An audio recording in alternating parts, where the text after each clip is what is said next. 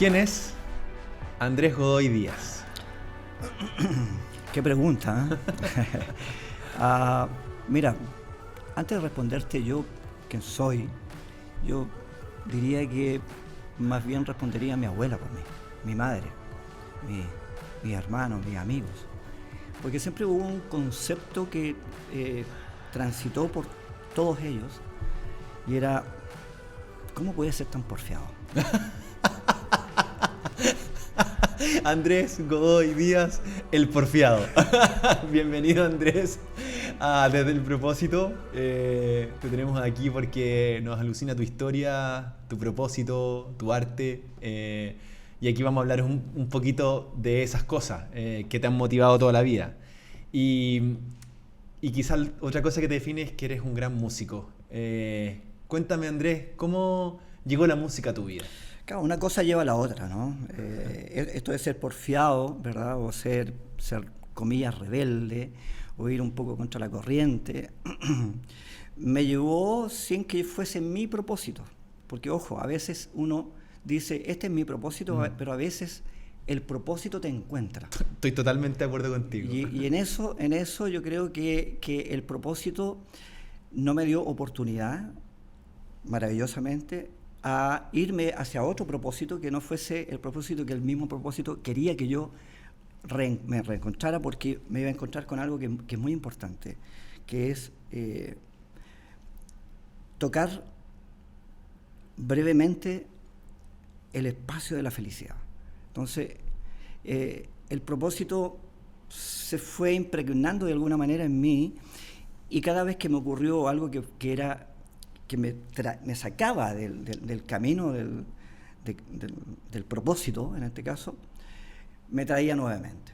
Ello significa que, a pesar de las carencias que yo tenía, que tuvimos con mi familia, ¿verdad? Una familia muy modesta, donde no había por dónde. ¿Tú eras de San Antonio? De San Antonio. Cuéntame un poco cómo era la vida tuya en San Antonio. Bueno, San Antonio es un San Antonio pobre, lo sigue siendo hasta el día de hoy, a pesar de ser el segundo puerto más importante del país.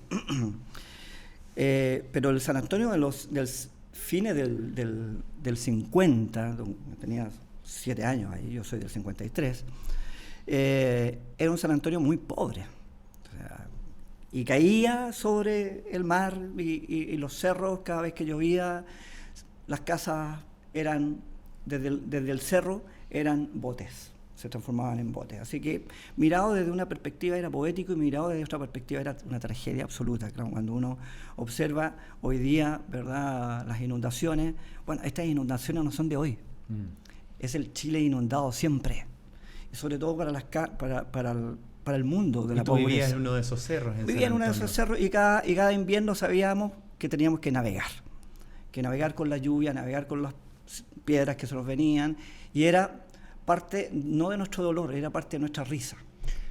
¿Y cómo esa rebeldía tuya, cómo se manifestaba esa rebeldía, esa porfiadera tuya en el San Antonio de los años 50? Se manifestaba observando las cosas que sentía que me daban alegría. Y lo que me daba alegría dentro de la carencia, dentro de la pobreza, dentro de la queja, era la música. Era la música, era el fútbol, por ejemplo. Yo era muy bueno para la pelota, siendo pequeño, en fin, ya era muy bueno para la pelota. Tenía amigos que les gustaba el ajedrez, y por tanto yo no sé cómo llegué al mundo del ajedrez, a ser también muy buen ajedrecista. Pero la música comenzó a tener una importancia fundamental en mi vida, y se fue quedando, y era no decidido por mí, vuelvo a decir. Era el propósito te tomó. El que se estaba manifestando en mí.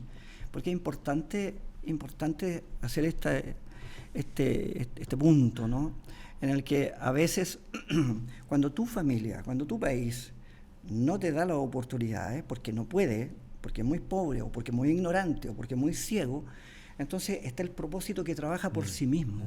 Y si el propósito entonces se encuentra contigo, encuentra en ti un alma resiliente, un alma porfiada, entonces pueden hacer una amistad y una complicidad. Ahí yo creo que enlazamos para que la música transfiriera en mí aquello, y claro, en los encuentros que había en esa época, los momentos de más alegría que tenía era cuando estaba cerca de escuchar música o cerca de algún instrumento musical. Oye, pero ¿cómo era la esfera musical en San Antonio en los años 50? ¿Era bohemia? ¿Era de marino? ¿Era de...?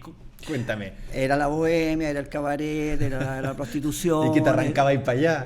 No, por supuesto. Porque ¿dónde estaba la música? Estaba en los prostíbulos. No habían discotecas, no, estaba en el prostíbulo.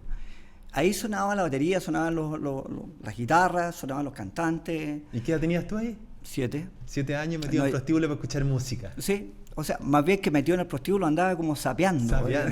Sapeando lo que pasaba ahí y observaba esta instancia, ¿verdad? Media... ¿Y qué música se escuchaba, Andrés? Bueno, la de siempre, la que se escucha ahí en el momento de la alegría. Los boleros, la cumbia, las rancheras.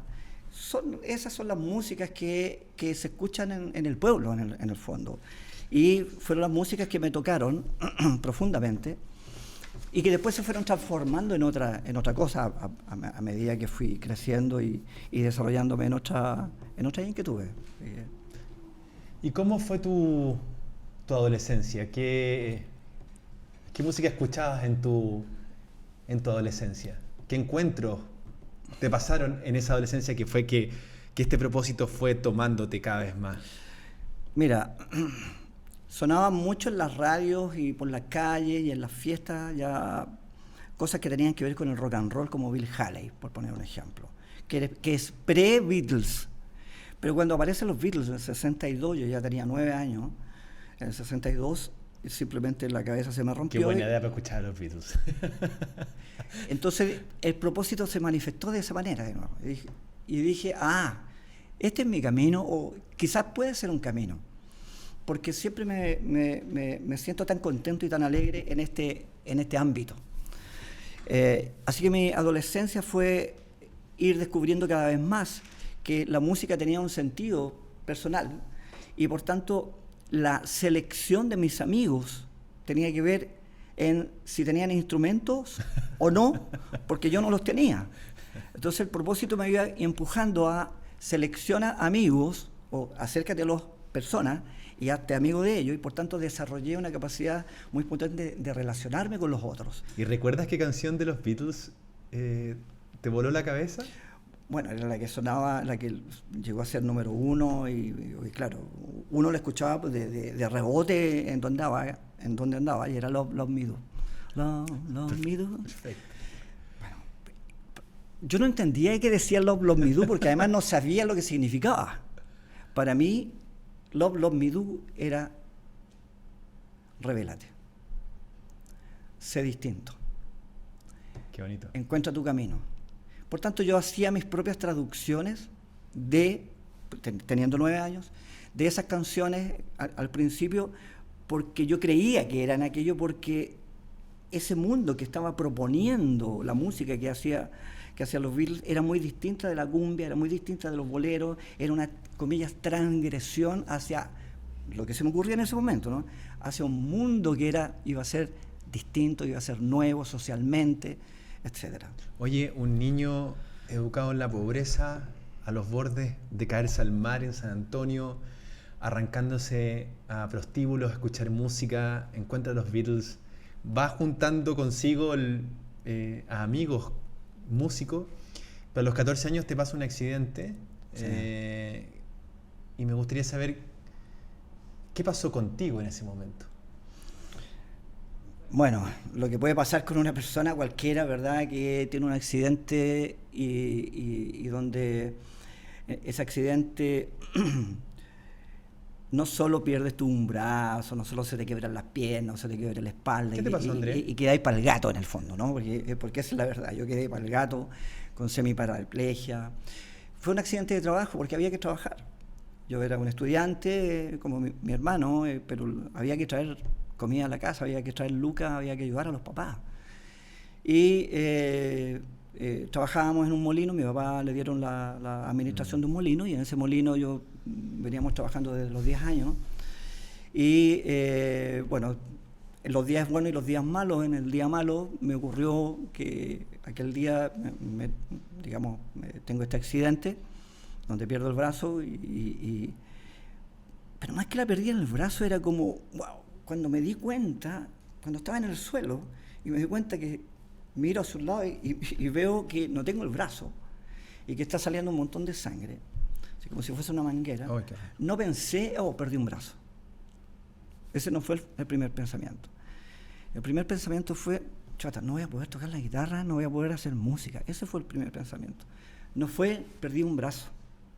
Qué lata. Perdiste el propósito. Pensaste que podrías llegar a perder aquello que te iluminaba la vida. Exactamente. Digamos. Entonces, pensé, bueno, estoy aquí, lo mejor va a ser entonces morir.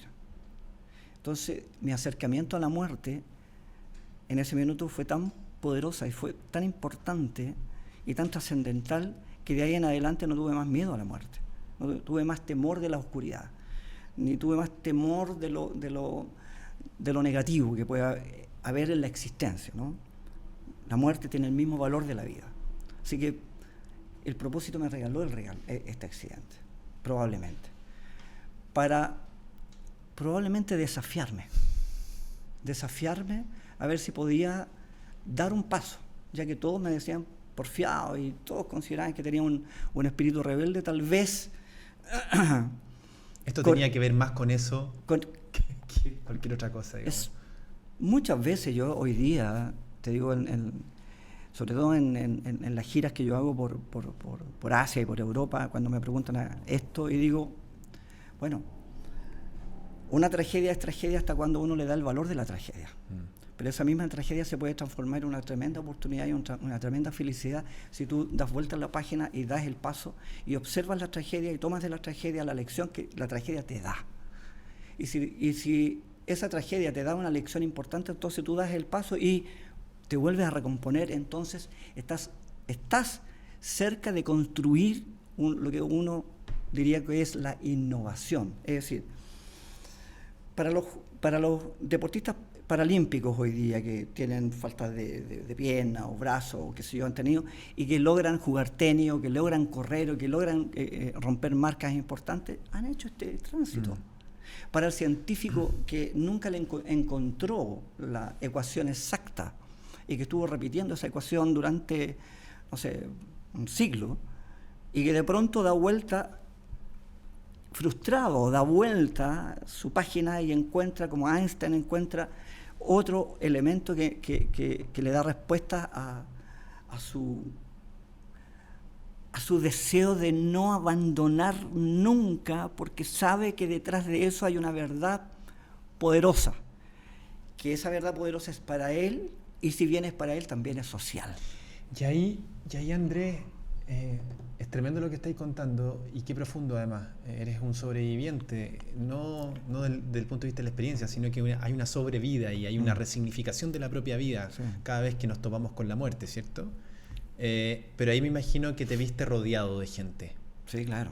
Porque siempre son los otros los que soportan también la existencia, ¿no? Sí. ¿Cómo fue esa recuperación? ¿Cómo estuvo tu familia ahí? ¿Cómo los doctores, tus amigos músicos? ¿Cómo se metió la música en esta recuperación cuando eso ya lo veías por perdido? Cuéntame un poquito de esa experiencia. Bueno, la familia siempre apoyando cercanos.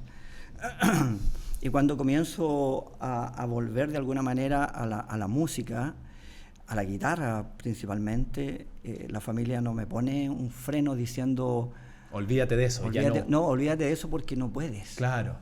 ¿Entiendes? Sino que tampoco ellos lo entendían. Entonces en casa había una situación como de surrealismo existencial, porque me dejaban ser y sabían que ellos mismos sabían que no podía ser. Y es más, se incorporaron a esta suerte como de juego, o llamarle así, juego surrealista, en el sentido que yo a veces tocaba la guitarra o hacía las posturas y mi hermano o a veces mi mamá venía y me hacía la mano derecha. Entonces se transformó en un hábito en casa en que yo volvió la fiesta a casa y ya vamos a tocar, si nos vamos a encontrar, si vamos a tocar bolero. Ok, yo hacía las notas, los acordes, y mi vieja o mi viejo o mi hermano, dependía, tocaban con la mano derecha. Y eso se excedió a la casa y se transformó entonces en un encuentro de los vecinos. Ya no era solo que era mi familia, venía mis amigos, mis amigas, y venían y todos tocaban su canción, hasta que dije, ok, dependo de la mano de otros, si no tengo mano. No puedo andar con las manos de los otros, debo andar solo con mi mano. Lo interesante es que no abandoné la posibilidad de tratar de que la guitarra sonara con mi propia mano. Y eso fue siendo apoyado permanentemente por mi familia, permanentemente por mis amigos, que nunca me consideraron que yo era un loco, que yo estaba digamos, rayando la papa, como se dice, sino que estaba haciendo algo que también ellos desconocían, que no sabían nadie a dónde iba, pero me veían con tal convicción haciendo aquello que me dejaban. Hay un reconocimiento absoluto de tu persona en ese, sí. en ese acto, porque yo imagino a tu mamá, qué emocionante decir, este es mi hijo bien amado, que no va a claudicar, y yo sé que no va a claudicar, ¿no? Es como, ahí hay algo súper profundo, como, y que lo haga, que sea lo que él quiera hacer, aunque toque la guitarra con una mano. El otro día veía a un guitarrista, Paco de Lucía. Paco de Lucía, que decía que la mano derecha es la que hacía la música y la izquierda claro. es la que la seguía. En tu caso es todo al revés. Así es, claro. Y ahí tú tienes que reconfigurar tu cerebro, porque yo era derecho. Sí, de hecho, todavía soy derecho para muchas cuestiones. Mi pierna derecha tiene más fuerza que la izquierda. Entonces tuve que hacer una reconfiguración neuronal para poder tener habilidades en la izquierda, ¿no? Entonces, claro, la familia, como te digo, fue muy importante en el sentido de acompañarme, de nunca poner en cuestionamiento de que eso que estaba haciendo era un poquito... ¿Cuántos hermanos eran, perdona? 3. ¿Y tus hermanos siguen tus padres siguen vivos? No, los 2 fallecieron. Y mi hermano y hermanas siguen vivos, y con ellos tenemos una relación tremenda, sobre todo con mi hermano. Y mi hermano es guitarrista también, artesano, y es tremendo. Él siempre me dice, yo no sé cómo lograste hacerlo, pero lo hiciste. Pero lo hiciste. Bueno, volviste a la música ahí y entendiste que solo necesitabas tu mano izquierda, la otra, sí. La despreciada. Y esa mano se volvió absolutamente sustantiva en tu vida, y el propósito vuelve a ti, y tú desarrollaste una técnica, una manera. ¿Es tuya? ¿Cómo se llama? ¿Alguien te la enseñó? Cuéntame cómo ocurre eso, porque... Claro, hay una canción que se llama Pájaro Sol, y en esa canción digo, subiendo y cayendo voy, y de eso es la vida. Sube y cae, sube y cae. Si no eres capaz de observar aquello. Y tropezando llegué tropezando cada vez, porque al principio cuando tocaba con una mano sonaba horrible. Yo mismo detestaba el sonido de la guitarra, porque mi técnica básicamente es a partir de percutir sobre o martillar. Cuando tú estás martillando algo, ¿verdad? Hay un momento en que el martilleo ya te agota. El martilleo permanente entonces sobre las cuerdas puede agotar. Entonces, cuando descubrí que ese martilleo permanente a mí mismo me agotaba, entonces tuve que buscar alternativas para ver cuáles otras posibilidades tenía. Entonces comencé a hacer esto que es rascar, o se llama scratch, ¿verdad? El scratch que hacen los DJs. Y entonces lo que hago es rascar unos dedos, golpean, otros dedos rascan, otros dedos tiran las cuerdas. Por tanto, esa multiplicidad de acciones y gestiones que hace la mano sobre las cuerdas fue construyendo la técnica que se llama tatap. Tatap. ¿Y ese nombre es tuyo? Claro, claro. Y son 3 fuentes. Ya. El lenguaje Morse, porque el Morse son golpes. Son golpes. ¿No? pero hay un comunicado. Claro. Y hay un contenido. Eso es el primero. Segundo, está el baile americano del zapateo, que es el tap. ¿Ya? Y por tanto es la danza. Y está el concepto del tata. Y el tata es el viejo. El tata es el abuelo. El tata es el que tiene, de alguna manera, ha concentrado una experiencia y una sabiduría. Entonces, Morse, tap del baile, tata de los abuelos, y construye este concepto que se llama tatap. ¿Por qué? Porque mis dedos, cuando hacen el tapping o el hammer o la percusión, están emitiendo un mensaje, como el lenguaje Morse. Como el tap del dancing, porque mis dedos bailan sobre la guitarra, bailan en todo momento. Entonces hay dos elementos que se están dando, que es entregar un mensaje y bailar, o sea, divertirse. Cuando el cuerpo se mueve, se divierte. Y 3, es el abuelo. El abuelo que no se ha rendido y que continúa buscando y aprendiendo, porque el abuelo sabio es el abuelo que nunca deja de aprender. Nunca deja de aprender. De hecho, yo sigo siendo un eterno aprendiz de cada cosa que vivo. Andrés, esta técnica del tatap que tú inventaste, que nombraste, a partir de esto creaste una fundación, ¿cierto? Que hace cosas en Chile, y a partir de esta técnica también te ha permitido viajar por el mundo, a Malasia, a Oriente y otros países. Cuéntame primero qué hace la fundación y luego sobre estos viajes tuyos. Ok. Bueno, la técnica, al desarrollarse, ¿verdad? Y cuando ya llega a su etapa, de desarrollo, de alto desarrollo, me demuestra y me hace un nuevo regalo, que es una metodología. Cuando tú te enfrentas al tatap, ¿verdad? La técnica del tatap, te enfrentas entonces a una metodología, y la metodología tiene un modo de ser, en el fondo es una filosofía. Bueno, esa filosofía, la filosofía del tatap, que es nunca renunciar a tu sueño, que es lo que estamos hablando. Que el tata. Que el tata, ¿verdad? Que el tata que se junta con el morse y se junta con el tap del dancing, del tap de los pies. Nunca renuncia a su sueño de intentar ser feliz, intentar compartir con los demás. Entonces, me abre una puerta a la posibilidad de construir una fundación, que es la Fundación Tatap. Y a través de esta fundación, nuestra idea, nuestra misión como fundación es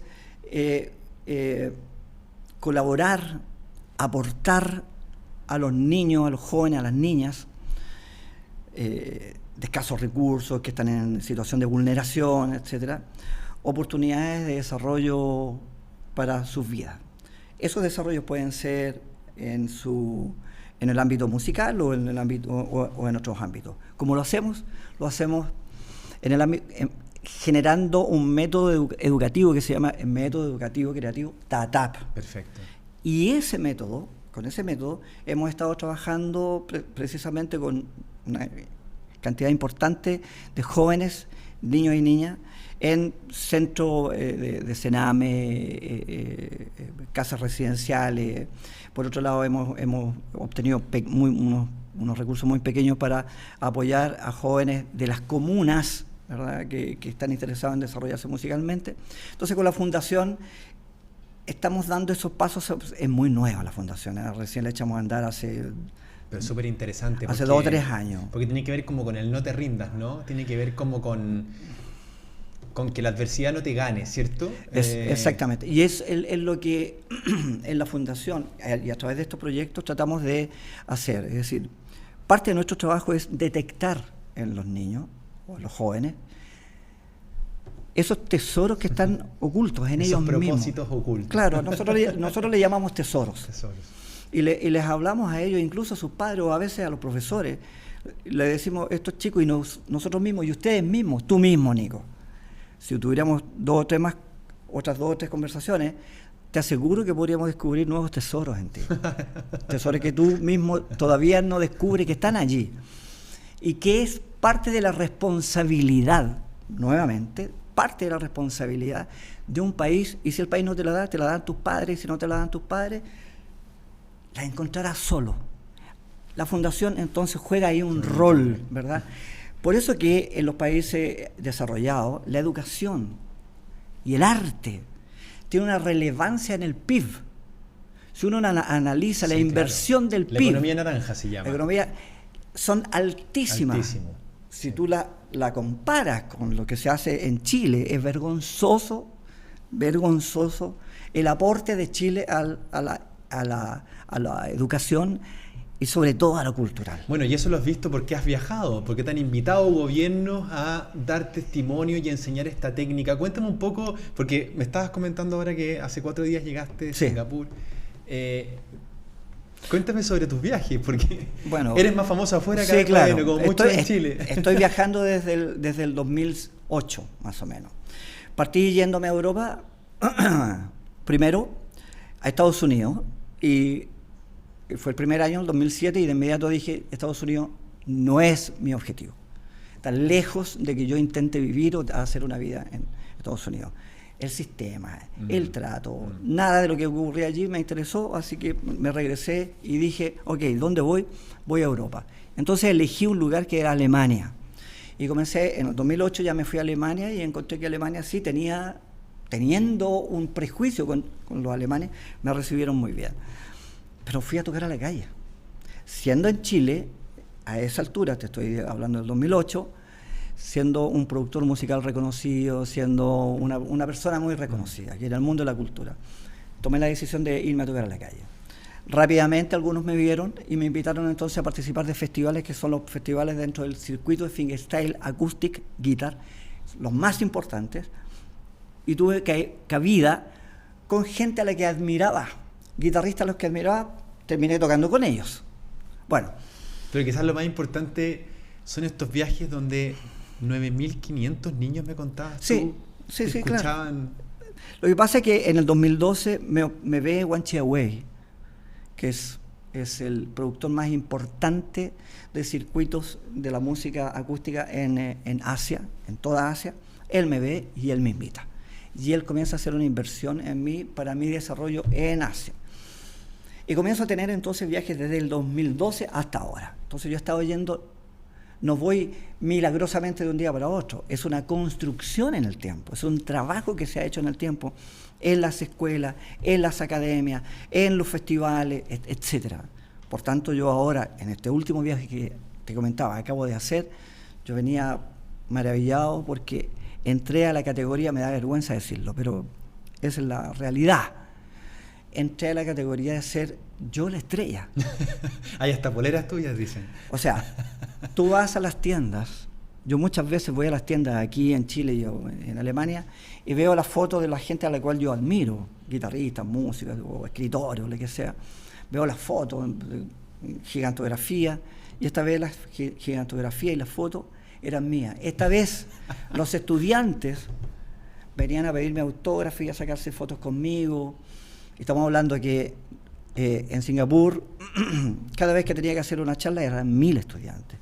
Una segunda charla, 1.000 más. En total, cerca de 9.000. Luego, parto a China y visito 10 ciudades de China. 10 ciudades de China. Nanjing, Shanghái, Hefei, Shanghai, en fin. Y en cada ciudad, nos recibían a mí y a mi compañera, a la Pepa, con un lujo extraordinario al cual yo no estamos acostumbrados en Chile. Si nosotros en Chile estamos acostumbrados al maltrato, a que nadie te pesca, excepto si has hecho la carrera, tú te has transformado en una sandía calada y todo el mundo te invita. ¿Y cómo son las poleras, Andrés? Ando con una. Permiso. Te vas a desnudar la mitad del programa. Aquí viene el desnudo. ¿Qué nos va a mostrar? No, porque... Mira, qué extraordinario. Ok. ¿Y qué dice esa polera? ¡Qué bonita! Te hicieron más joven, sí. La vida me ha gastado. Bueno, este es el concepto, ¿no? Este concepto que significa never give up. Never give up. O sea, bueno, nunca te el rindas. tatap, ¿no? Es el tatap, que Wan Chiawei lo descubrió él, y no lo descubrió el Ministerio de Cultura ni el Ministerio de Educación de Chile, lo descubrió él allá. Y él lo pone en acción entonces en toda Asia. Y mi nombre que está acá, Al otro lado. acá, Ahí. mi nombre en chino. Andrés Godoy, tu nombre en chino. En chino. Y esto, digamos, estos símbolos que significan never give up. O sea, nunca te rindas. Nunca te rindas a tu sueño. Mantén tu propósito. En el fondo, lo que te está diciendo esto, mantén tu propósito siempre delante de ti. Y ojalá que tú vayas delante de tu propósito para que el propósito sea tu apoyo y no tú. Oye, Andrés, y viendo el propósito hacia adelante, ¿cuál es tu sueño? Bueno, ya está claro, ¿no? O sea, yo no tiré la toalla nunca, no la voy a tirar ahora, ya estoy en mis 70. Y para el 2024 tenemos una gira de 4 meses, que es brutal. O sea, van a ser cientos de miles los jóvenes con los que nos vamos a vincular. Mi sueño, entonces, no es que yo vaya a hacer más o menos cosas allá. Mi sueño es que en Chile, se abran puertas, no para mí, se abran puertas para los artistas. ¿Cómo es posible que a la Cecilia Vicuña, a Gastón Sublet, cuando están en el fin de sus vidas, recién entonces se les reconoce? Son reconocimientos casi póstumos. Ok, una vergüenza más. O sea, Chile nos avergüenza. Cualquiera me dirá, bueno, si te avergüenza, ándate. Ok, lo que yo digo, Singapur, si observo Singapur, ¿no? O si observo Malasia, las riquezas naturales de Singapur no da para que Singapur sea lo que es. Entonces la pregunta es, ¿por qué llegaron donde están? Porque hay una inversión en el desarrollo de la inteligencia y las cualidades. Ok, Chile tenemos tanta riqueza natural, mineral, oceánica, etcétera.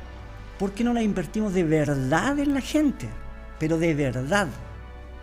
No con los intereses solo para un grupo de privilegiados, políticos, empresarios, etcétera.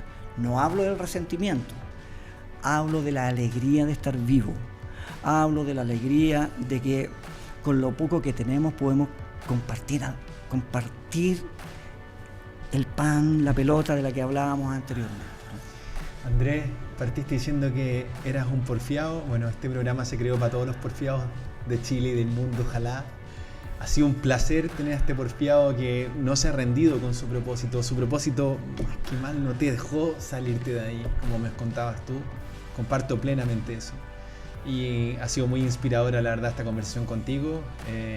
Y bueno, que el propósito no nos abandone nunca. Y muchas gracias por todo lo entregado. A ti y a los que nos ven. Muchas gracias. A ti, muchas gracias.